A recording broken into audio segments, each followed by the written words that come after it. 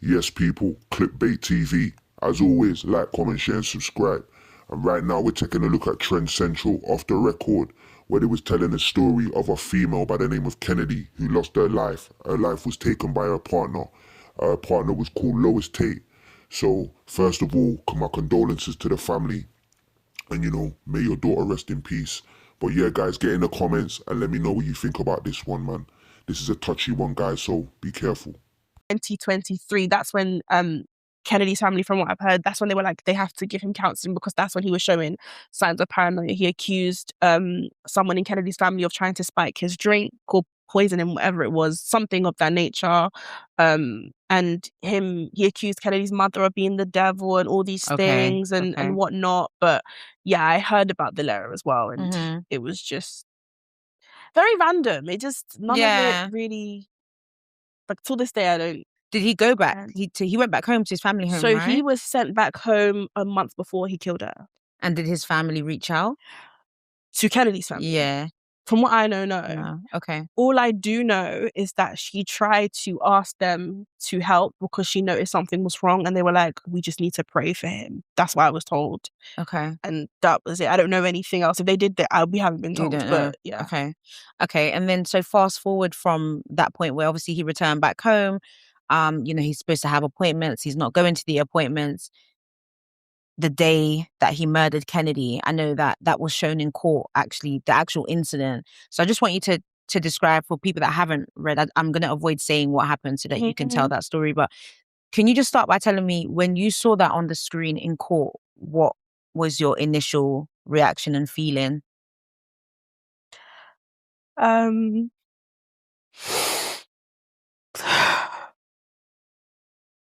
sorry. I'm so sorry. To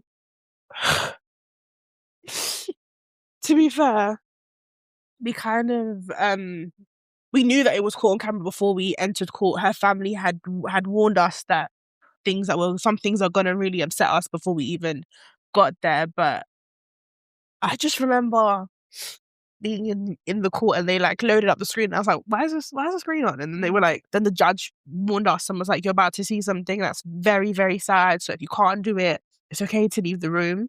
Some people left the room.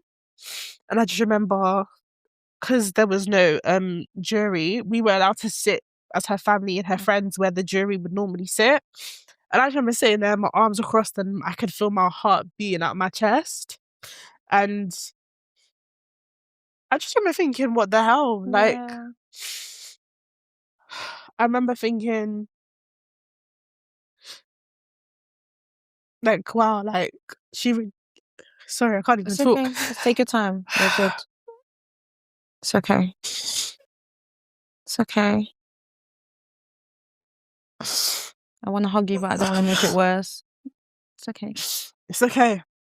It's okay. I just remember thinking, like, wow, like, my friend's she really suffered. Like, you could tell she did not see it coming. You could tell that this was, like, she was really caught off guard. Like, it was just, what an unfortunate situation. And I think another thing that I was thinking is that I remember thinking, because obviously when they're showing it to us, they're showing us the actual timestamp of when it happened. So obviously I can see it and I was like, oh my gosh. And then I'm going back in my chat with her when I've left the courtroom and I'm realizing her last message to me was 2 hours before. So we were cracking jokes. Her last message to me was me sending her funny TikToks and I was going, as we always did. And it's like, wow. If I had known, like, if I had more of an inkling, like, I would have tried to help you, even if it was just, girl, are you home? I'm coming over to visit. And sat there and yapped with you about whatever was going on in the world at that time. But yeah, I just remember thinking, wow.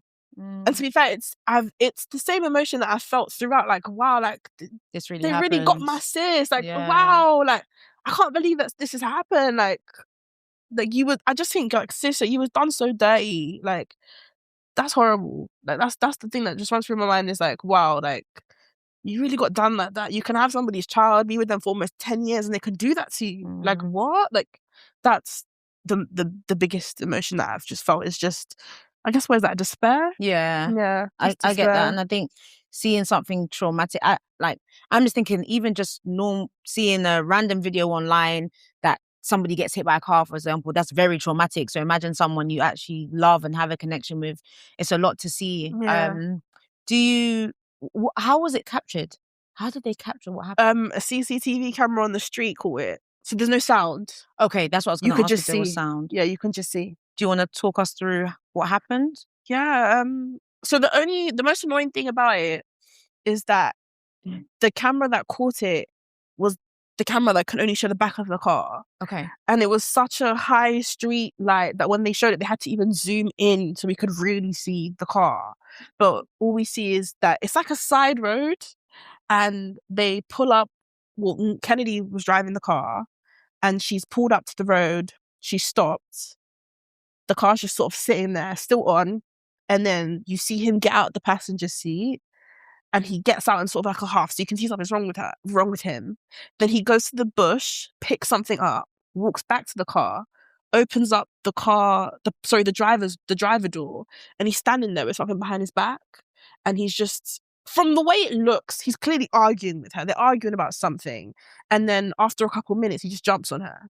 And you just see, so imagine like, it's the back of the car and her windows are tinted. So we can't, thank God, I can't actually see what he did to her. But I can see that there's a struggle. There's like something going on. But the way he pounces on her was eerie enough. That's enough. That's all I needed to see.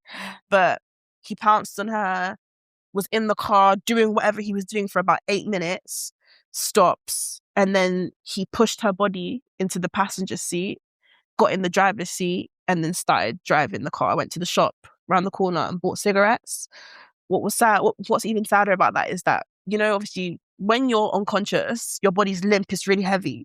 He didn't have the strength to fully push her into the passenger seat. So the top half of her body, I think, was like hanging between the bit here. So I think they caught it on I think CCTV, and they had like a dummy illustration show how her body was lying. So we got to like see that in court, and that was just horrible. But then after that, he's gone to the shop, he's come out the shop, he's seen a friend, he's greeted a friend on the road, and then he's walked back to the car, gone to the passenger side, and now he's propped her body up and buckled her in to now make it look like she's sleeping. Then he was driving around for 2 hours, and then he drove back to the exact same spot that he killed her, because that's actually outside of his house, and parked the car. And then he went upstairs. He removed her Fitbit and Yeah, bracelet, he moved right? her Fitbit. Why? Girl, you think we know? Wow. We don't. Everything that's happened, he's never explained why he did it. We don't know. He's never answered. That was my next question. We don't have any answers. He didn't say anything in court. Nothing. He sat there and was. He just sat there. Like it was nothing. Like Didn't explain. Didn't apologize. Nope. I think he came in because he's been in a psychiatric unit. Mm-hmm. He had two, is it like helpers or carers with him? So I don't know if it was the case of they thought that he was so ill he wouldn't be able to speak for himself. His lawyer did all the speaking for him, but he just sat in the box and was just talking to his nurses. It was nothing. When they showed everything, he had his head bent in shame. So there was points where I wasn't even looking at the camera. I mean, at the screen, I was just looking at him. Like, was her mum in the room when that was playing? Everybody was in the room. Wow. I was sitting next to her cousins. I could hear them, some of her friends crying behind me. Her family, like her mother and her sisters, I don't think they were crying because they had already seen the footage. Got you. So I think they were just at that stage of just anger. Because now I'm in the room with you as well. Like, and you don't even have like the strength to look at the screen. Yeah. No, put your head up. Go look at your work. You proud of what you done? Do you like what you done? Like, do you know what I mean? So it was just one of those ones. But yeah, he did that. I read that he strangled her until she passed away. And that he also had a knife on him. Yeah. But it said in the paperwork that it doesn't seem like it was premeditated that he came out with the knife. And that they believe that he had some debt issues, and that's why Kennedy was driving him around, and that's why he had a knife on him. Do you believe that theory? So I have heard that he owed some people money. I mean, but that's normal. I owe the government money for uni, and I'm not out here doing anything to anybody. So, but there was that. But he strangled her. He punched her in the face repeatedly. And I think she did suffer knife wounds. Yeah. They just weren't specific about where. Mm-hmm. I believe that when he got out of the car and went to the bush, I think what he picked up was the knife. Because it was outside his house. Exactly. Okay. And how would you know that anything was there? How you get in an argument and just walk into the bush unless you need to pee? What are you doing in the bush? And that was never really answered. But Yeah, because that does indicate that something was premeditated, but in the court they said they don't believe it was premeditated. And we're going to speak a little bit about the sentencing side of things. So you said he went upstairs afterwards, after he removed her Fitbit and bracelet. He went upstairs. So we don't actually know when it was removed, but at some point it was removed because he murdered her around 11 o'clock, drove around for 2 hours, got back to the house, got back onto his road, around 1 a.m. Around that time, he was using Kennedy's phone to text her friends to pretend to be her. Said something along the lines of, "I need to tell Lo," which is like his nickname, what I've done. Something along those lines. No further context. And then he's gone upstairs into his house, came back down 2 hours later, around 3 o'clock in the morning. He was in the car with Kennedy for another 15 minutes. But again, where he's parked the car, it's the same camera that caught the crime.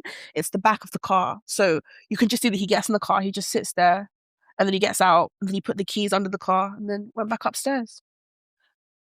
At some point, he called his brother, right? Yeah, around 7 a.m., he told his brother what he did. And so from the time that he murdered... Outside your house, till 7 a.m. It took you, 7-8 hours to say something. And so Kennedy was in the car all that time.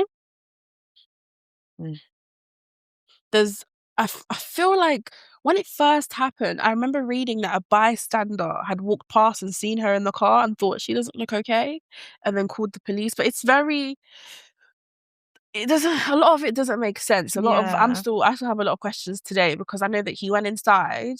What he did is very unclear. I know that he, obviously at that point, he had her Fitbit. Apparently I think he had the intention of committing suicide after what he did, but he never went through with it. Went in the house, and then he told his brother what he did. Was his brother in the house? Yes. And so what was his brother's immediate reaction? From what we were told, the brother went downstairs to see it for himself and went to the car and saw her, and then went back upstairs and called the ambulance. Okay. And was his brother ever asked to give evidence in court? I don't know. I know that he did a character statement. Yeah. That's all I know. But in terms of evidence, anything from that side I do not know.